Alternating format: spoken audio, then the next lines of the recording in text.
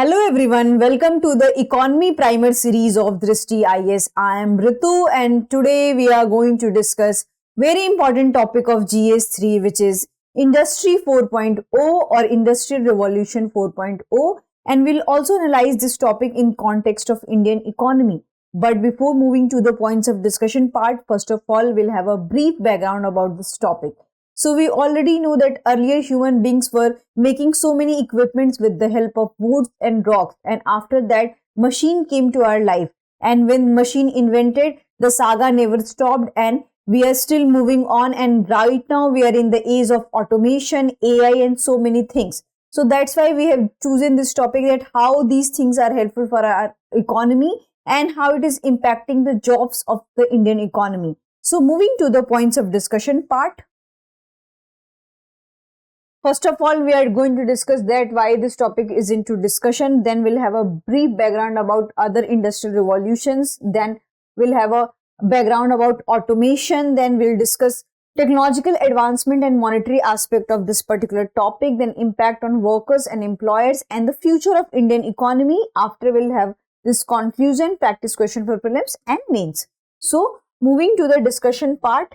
So here we have taken few cutouts of the newspaper, and the first cutout says that Industry 4.0, the fuel that can lift India's to global manufacturing standard, because so many things have been discussed about India's manufacturing sector. So how this Industrial Revolution 4.0 is going to help and uplift the manufacturing sector of the country, because right now we have the secondary contribution around 19%. So we have to look this thing also. Then coming to the Industry 4.0, smaller Indian firms need policy to boost catch up. So here we are not just focusing on that how larger scale businesses would be dealt with the use of AI and other equipments or Internet of Things. We are also discussing that how it is going to help the MSMEs and then India's factories. So this is also a lower strata, because the factory is not going to benefit just the upper strata, it is also going to benefit the workers, their employers, because so many workers works in the factories. So that's why this thing is very much important. And then India has the ability to lead the fourth industrial revolution, PM Modi. So this quote has been quoted by Prime Minister Narendra Modi, and he has also highlighted the use of Industrial Revolution 4.0 and use of various new equipments to the development of the country. Moving to the next slide, which is about the background of the Industrial Revolution. So when there was Industrial Revolution phase 1, at that time we have the use of steam engines, and with the help of steam engines we have done production and productivity, and after that we have this mass production with the help of electricity. So in first we have used steam engines, and in the second Industrial Revolution we have used electricity, and then it comes to the third, which is automation, IT and electronics. So here we have used the electronics. So from electricity we have come to the electronics, and right now it is the age of AI, Internet of Things and network machines and various other processes. So it is a carry or extension of Industrial Revolution 3.0, which is Industrial Revolution 4.0. So here we have studied that how this thing has been changed throughout the years and throughout the century, and it took almost 3 centuries to come to the Industrial Revolution 4.0. So we can see that how we have changed almost after 300 years. So moving to the next slide.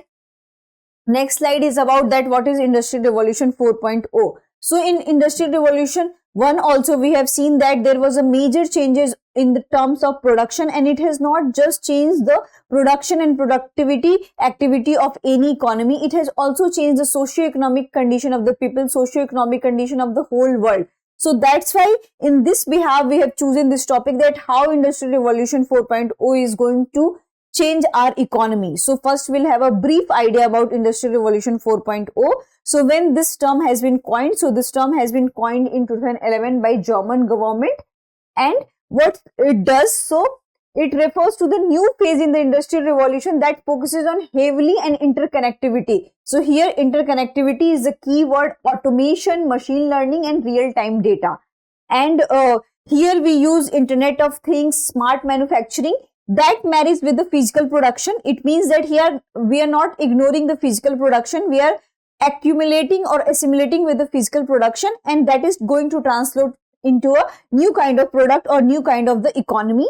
And it why we need industrial revolution 4.0? Because right now every organization or any enterprises needs connectedness, and interconnectedness is the key. Here we have decided that interconnectivity is the key word. So we need automation, we need interconnectivity. That's why industrial 4.0 has been designed. So moving ahead, the next slide is about automation in India. So first of all, we'll discuss what is automation. So automation is any kind of economic activity or the digital activity which requires less human usage or less involvement of the human, or sometimes without involvement of the human. That's why it is called as automation, because here there is a less interference of the human and sometimes no interference of the human also. So what we have seen here is that it is expected that underdeveloped nations would be hit harder. So how automation is going to hit underdeveloped nation, and what about the India's stance, because India is still into the developing phase and it has not fully developed the whole nation. So that's why we have chosen this topic. And then what would be the proportion of automation in India? So the proportion is, it is 69% and it is 77%, and this is the data of China and India. So in India it is 69% and in China it is 77%. And coming to the United States and OECD, so United States it is 47% and OECD countries has 57%. So what we have seen that the data has a huge difference, and in terms of India and China, because it has a huge population and India is still into the developing phase, this thing is very much a worrisome situation for the India, because India is still into the transforming phase and so many people are dependent on the manual work and various things we do right now also manually. So that's why this thing is very much important. And according to the World Bank prediction, by 2025, 70% of the Indians will be working. So putting that country workforce at a serious risk of the automation. So about if 70% of the people are in a working phase, so almost 70% people will be affected because of the automation. So here we have a disadvantages of automation. Also on the other hand, we have advantages of automation. Because of the automation, it is very helpful for the medical arena, and in COVID when we have this kind of thing that where human interference is not needed and where human touch has become dangerous, so in that scenario automation is very much helpful. But in the countries like India, where so many people are employed because they have a particular kind of the skill, and that if that skill can be get from the various what you can say robots or AI technology, then why we need humans? So that will be very dangerous in terms of India, because most of its population are young and in a working population.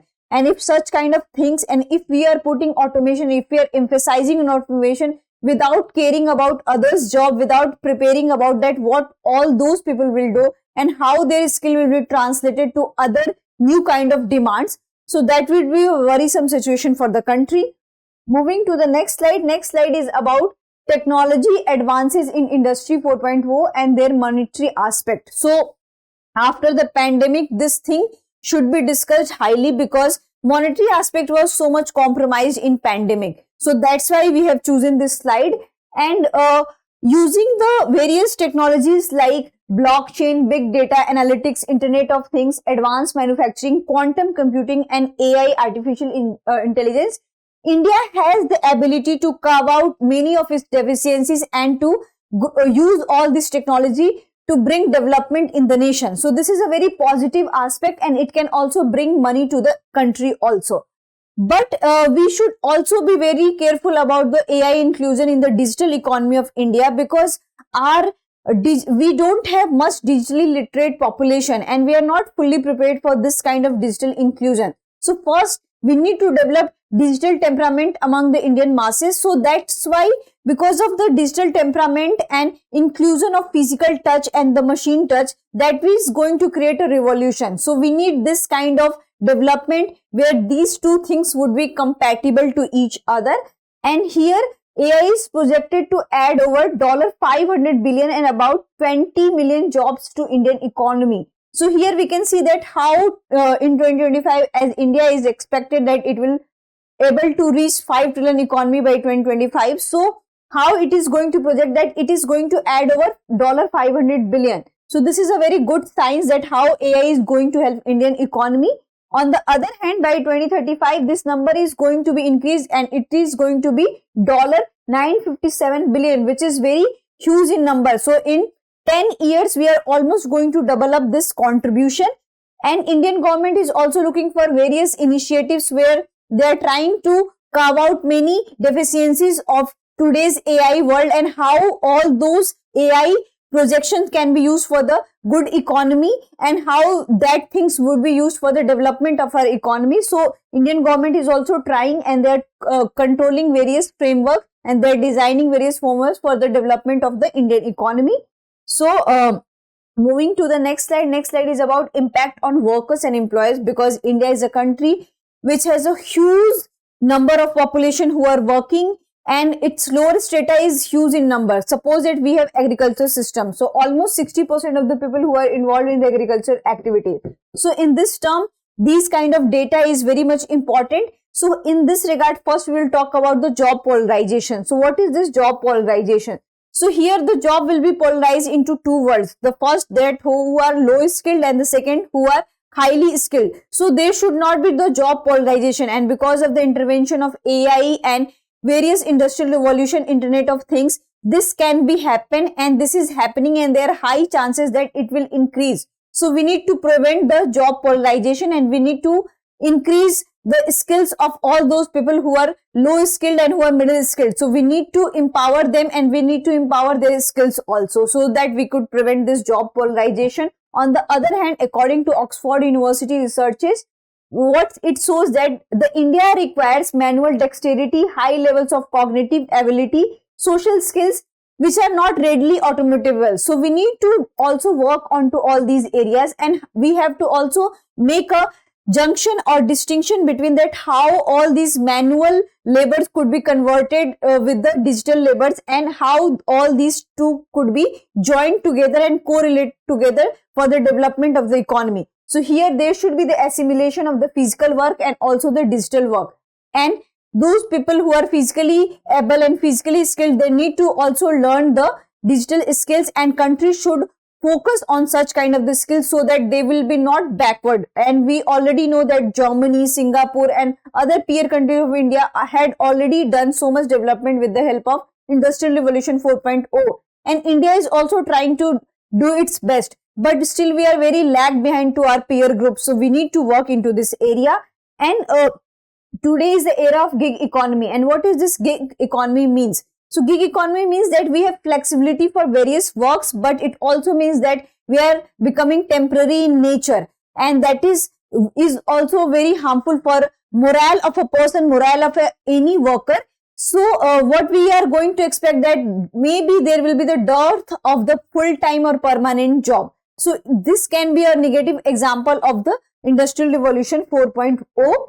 Moving to the next slide is about the future of India's economy. So what would be the future of India's economy? So we already had discussed that how with the help of AI, it is going to create jobs. It is going to create job by $500 billion, and by 2035, it is going to create $957 billion, which is a very good sign in terms of the economy. But India being a country who has the largest chunk of population who are poor, who are below poverty line, this kind of Industrial Revolution 4.0 is not applicable, and we are not prepared for that, because it will going to increase wealth disparity among Indians. And as you all know that 49% of the Indian wealth are acquired by 1% of the Indians. So this is a very huge gap between poor and richer. And what we can see that rich are getting richer day by day and poor are getting poorer day by day. So we should not use Industrial Revolution gadgets and equipments like that this gap should increase. So we should be careful for this thing, that there should be the balance between rich and poor should also have opportunity to grow themselves. So this is also, and there are so many predictions that they are going to eliminate various kind of the jobs. And according to the McKinsey Global Institute, by 2030, intelligent mechanism and robots might replace as much as 30% of the human work, which is a very worrisome for India's condition, because we have a huge young population, and if there will be the 30% of the job loss, then we might be end up like becoming more poorer countries. and there should be also danger of short term failures. So what we are seeing here, that with the help of AI, we have this long term of development, but we have also short term failures, and that could not be justified. So we have to also be very careful for the short term failures and how to cure that short term failure so that our economy would not be affected.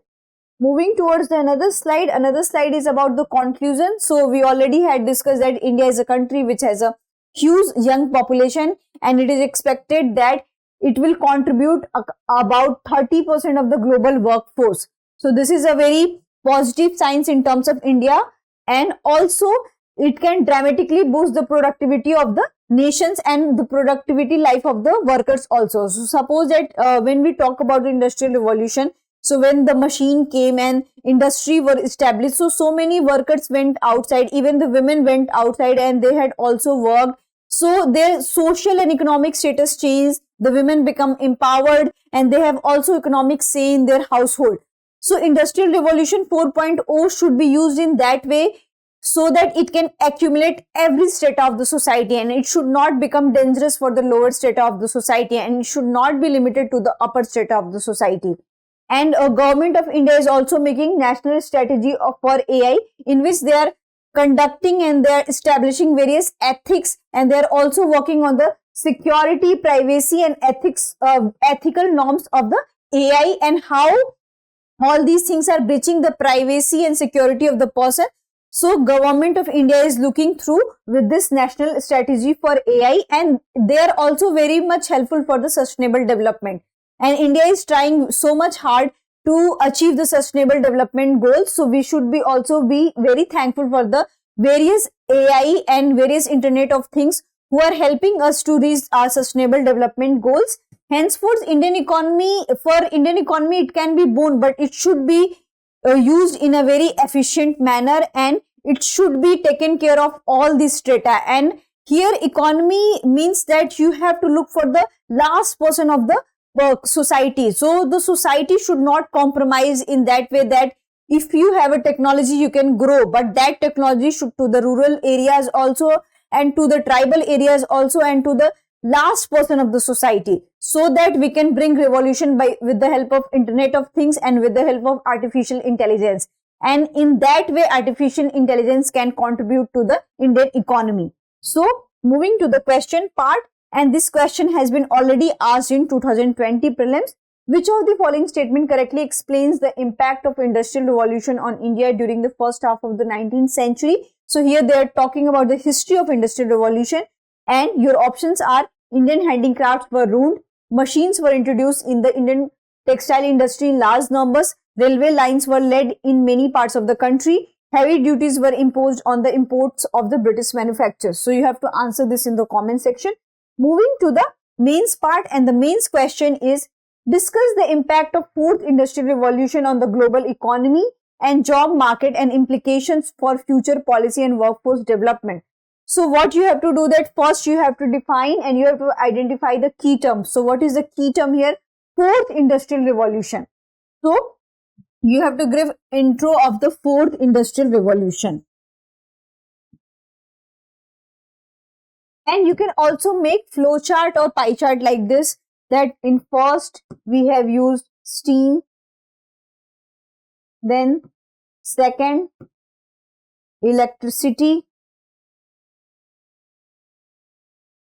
third electronics, and fourth AI, Internet of Things. So you can make chart like this so that your answer would be more beautiful. Then coming to the demand of the question, that revolution on the global economy and job market. So we have to discuss impact, and here they are not just asking the positive or negative, here they are asking the impact for the both sides. When it comes to the impact or effect, then you have to show the both sides of the coin or both sides of any particular topic, that how it is going to positively impact the global economy and also the negatively impact the global economy. So here we will write the advantages of the fourth industrial revolution, and what advantages we have, that few works just like pandemic requires does not requires the human intervention, and it can may transmit more infection. So in that scenario, the AI had used a lot. So in the health also, coming to the agriculture, so many times we are saying that the farmers don't have the knowledge of the crop sensing. So if they will have that kind of machine, they can sense about the life of the crop, that when this crop is going to grow or die or something like that, then it is very helpful for the agriculture also. Then coming to the other sector like natural calamity. So if we earlier already know about that in this area, the natural calamity is going to come, then we could prevent various lives. And we have also used, with the help of AI, we have saved many lives also. So these are the positive advantages of the AI, and in that way they are bringing changes to the global economy, and we are also contributing each others, that we have this kind of facility, we have this kind of the science facility, then we are taking advantages from other nations, and we are also contributing to the global development to the other nations also, that we are providing technology, we are taking technology from the Israel and Russia, then we are also providing technology to Afghanistan. So in that way we are also connecting to each other. So these are the advantages of the fourth industrial revolution. Coming to the how it is negatively impacting. So the first negative impact we have is that it is going to hit hard to the developing and underdeveloped nation, because they have the largest chunks who are involved as a physical work, and they have more chances that they can eliminate the physical work, but they cannot completely eliminate the physical work, because various work requires human intervention, and so many emotional intelligence kind of the works where human intervention is much needed. So it cannot completely wash out the human intervention. So we have to use the AI with the help of humans, so that humans' lives and humans' economy and their work should not be compromised. And recently we have reported that so many workers lost their life, and there were so many layoffs by big companies. So it's because of the introduction of AI and various other system machines. So it should not be used in a negative manner. We should train our individuals to use all those technology to become more empowered, to become more smart, and to work efficiently. So that's it for today's lecture. If you have any question to this lecture, kindly ask in the comment section. Thank you.